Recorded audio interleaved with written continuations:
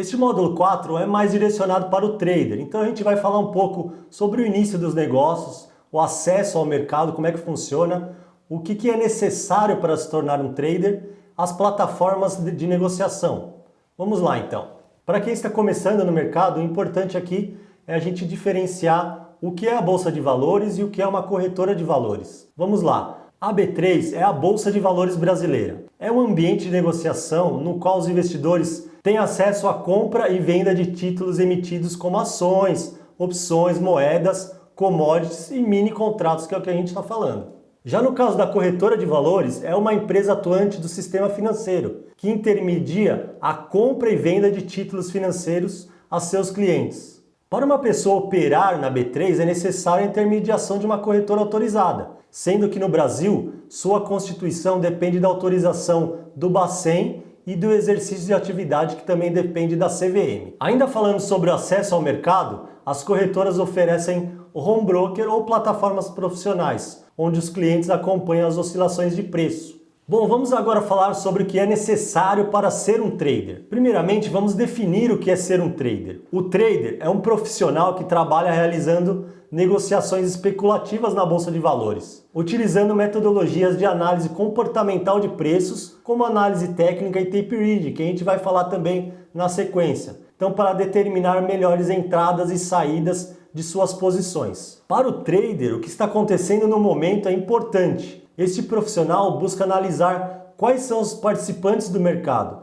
e como está a variação de preço. Então, assim ele vai selecionar oportunidades que possam gerar lucros. Vamos falar agora sobre conhecimento e liberdade que esse tipo de mercado oferece. Para você vencer no mercado, a busca por conhecimento deve ser uma prioridade como um hábito de vida. O mercado financeiro está em constante mudança sempre. Por isso, o trader precisa se manter atualizado e informados sobre tudo que está acontecendo no mercado. Além disso, esse mundo do mercado financeiro está diretamente ligado às notícias e à forma com que eles impactam o seu desempenho. Um bom trader precisa estar sempre atento a tudo que está acontecendo, e especialmente nos cenários políticos e econômicos. Pense bem, a cada mês que se passa, milhares de pessoas ingressam na Bolsa Brasileira, com expectativas e motivações diferentes, aumentando as negociações e o movimento dos preços. Similarmente, do outro lado, existem grandes players institucionais que estão em constante atualização de suas posições. Esse conjunto de fatores basicamente torna a Bolsa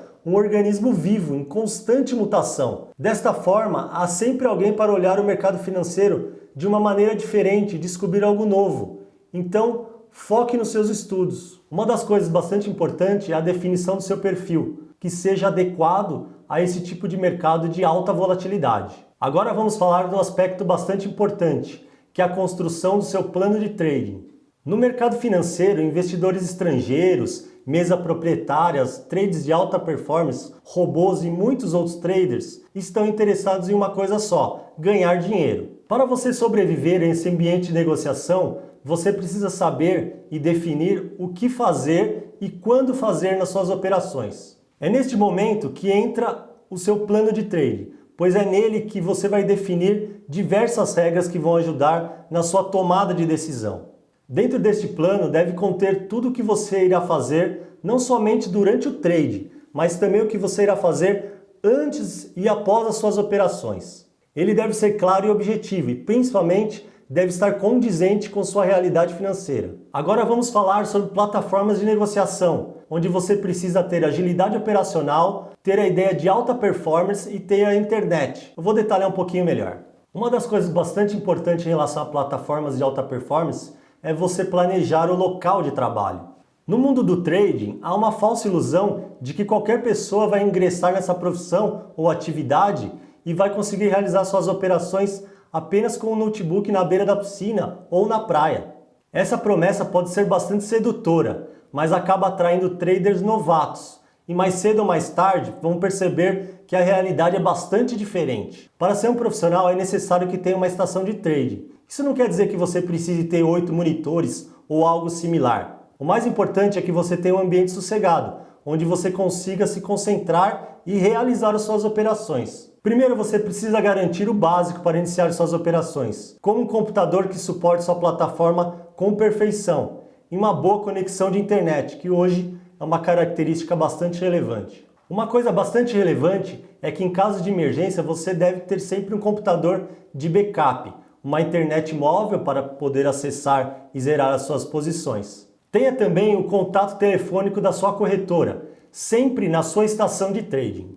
Agora vamos falar sobre dois aspectos muito relevantes, o perfil e o lado psicológico do trade. Bom, uma coisa bastante importante é todos descobrirem o seu perfil de trader. Todo mundo tem um perfil de investidor, mas alguns são mais conservadores e outros são mais abertos a possibilidades de perdas maiores, mas em função de maiores ganhos também. É aquele famoso risco-retorno. Porém, o trader é um especulador e por isso ele deve conhecer o seu perfil de uma maneira diferente. Você vai precisar medir o seu apetite ao risco em nível elevado. Terá que lidar com outras questões como tempo, disposição e alavancagem.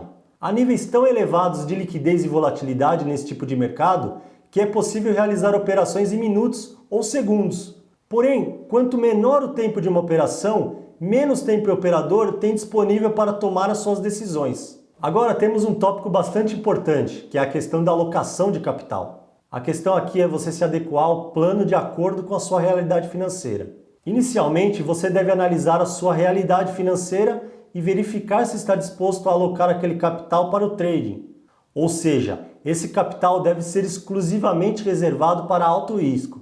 Você não deve, em hipótese alguma, usar o seu capital de sustento ou de contas básicas, por exemplo, nesse tipo de operação. Lembre-se que esse dinheiro ele vai ser separado para o trading e está exposto ao risco. Então, caso você opte por utilizar esse tipo de mecanismo de alavancagem financeira, tenha em mente que esse tipo de risco pode aumentar substancialmente. Utilize a alavancagem de maneira adequada, com muita cautela. Da mesma forma que ela aumentará seus ganhos, também vai aumentar os seus prejuízos quando isso ocorrer. Se você alavancar demais as suas posições, seu trade pode virar uma bomba relógio e os prejuízos incalculáveis. Então tenham bastante atenção em relação à alavancagem, ok? Vamos agora falar sobre resiliência. Resiliência é uma palavra-chave de um trader de sucesso. Entender os sentimentos causados por erros e perdas de dinheiro e assumir a responsabilidade sobre seus próprios atos talvez sejam as tarefas mais difíceis para um trader. A ideia aqui é que quanto mais você se esforçar para dominar uma situação, pior ela ficará. Independente do que você faça, não há garantias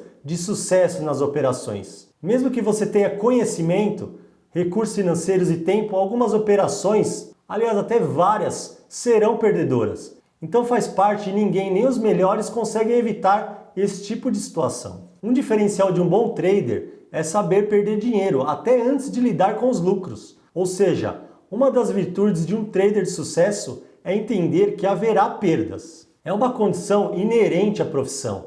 Os melhores traders já tiveram muitos prejuízos, mas a ideia aqui é que sejam resilientes. Dois fatores psicológicos bastante relevantes é o medo e a ganância. Vamos dar alguns exemplos. Vamos supor que um trader faça 2 operações consecutivas perdedoras. Se ele estiver atuando com medo, na terceira operação, quando ele estiver sendo vencedor, ele irá sair da operação rapidamente, realizando assim um lucro muito pequeno do que ele estava esperando no começo da operação. Já no caso da ganância, existe a questão de não estabelecimento de meta da operação. Então, muitas vezes, o trader está ganhando na operação, mas por ganância ele acredita que o mercado vai subir muito mais e não se protege. E aí acaba num loss. Uma coisa que o trader deve estar sempre em busca é a consistência nas suas operações. Mas para isso, ele precisará no plano de trading determinar alguns pontos de entrada e saída e fazer vários testes ao longo dos pregões, ok? Uma das coisas mais importantes no plano de trading é que ele deve ter meta de ganhos, limite máximo de perdas, limite máximo de operações, o tamanho do limite da sua posição é uma coisa importante e os horários das suas operações, ok? Vamos agora falar do planejamento operacional. No planejamento operacional existem 3 tópicos importantes: o gerenciamento de risco, a sua estratégia e a disciplina do trader. No gerenciamento de risco, o trader deve pensar no capital de alocação, a questão da volatilidade do mercado, os limites de prejuízo que a gente chama de drawdown, as corretagens e emolumentos da B3, o quanto aquilo impacta nas suas operações, ok? Uma das coisas mais importantes é a questão da estratégia, que é onde você determina os pontos de entrada e de saída, a questão do stop gain e do stop loss, como isso vai funcionar. Se você vai operar no day trade, que é aquela situação onde você compra e vende no mesmo dia, ou se você vai operar no swing trade, que é quando você abre uma posição e passa posicionado para outro dia, ok? Fica uma dica em relação a estratégias. Vocês podem criar setups gráficos, mas para isso vocês precisarão simular operações, e isso é muito importante. Então vamos falar um pouquinho sobre disciplina. O que seria aqui a questão da disciplina? É você seguir o seu perfil, não mudar o seu plano de trade no meio do caminho, se dedicar nos testes e simuladores, o que é uma coisa muito importante, antes de você ir para o tempo real, que você começar a operar o WDO efetivamente, e ter um diário de operações. Isso é muito interessante. Quando você anota os seus pontos de entradas e saídas e anota também as suas motivações, isso faz com que você aprenda a cada dia e não repita os mesmos erros nas suas operações no dia a dia, ok? Agora vamos falar de duas abordagens sob o contexto de análise. Seria a análise técnica ou análise gráfica e também o tape reading. A análise técnica tenta identificar, através do estudo do gráfico de preço, tendência através de indicadores e padrões que sinalizem movimento de alta e de baixa nos ativos. Aqui no caso, o contrato futuro de mini dólar comercial, o WDO.